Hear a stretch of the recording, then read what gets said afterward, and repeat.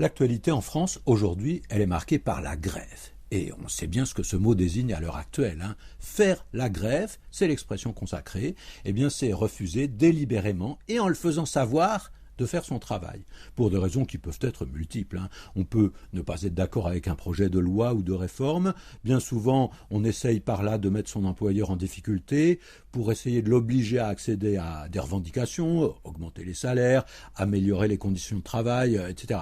Donc, c'est une arme de lutte sociale. Pourquoi grève ? L'origine de ce mot, elle est bien connue, mais elle est très pittoresque, parce que, dans un autre sens, ce mot de grève, ça désigne une plage, une bande de terre qui est battue par l'eau au bord de la mer ou simplement le long d'un fleuve. C'est qu'au départ, le mot grève, qui est de la même famille que gravier, vient d'un terme latin qui signifie petit caillou.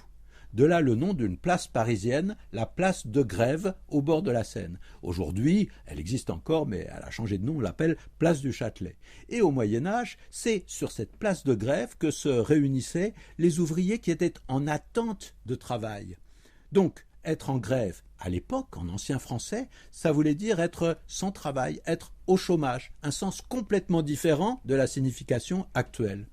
Et puis, au milieu du XIXe siècle, on a vu apparaître l'expression « mettre un patron en grève », c'est-à-dire refuser de travailler pour lui. Et c'est à partir de là que le sens de l'expression a basculé vers l'idée d'un refus de travail volontaire et revendicatif. Alors, la grève actuelle, elle se module avec des expressions très différentes, très diverses. Grève dure, grève sauvage, grève perlée parfois, c'est-à-dire disséminée dans le temps et tout au long d'une chaîne de production. Donc, on n'interrompt pas l'ensemble du travail, mais cela gêne considérablement la productivité. On parle parfois de grève sur le tas, quand les travailleurs interrompent leur travail, mais en restant à leur poste de travail, les bras croisés, comme on dit.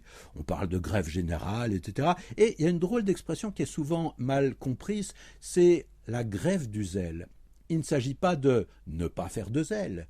Il ne s'agit pas de faire son travail le plus mal possible, c'est presque le contraire. Quand on dit qu'on fait la grève du zèle, c'est qu'on applique les consignes à la lettre en les poussant à l'extrême pour que ça crée une situation presque absurde.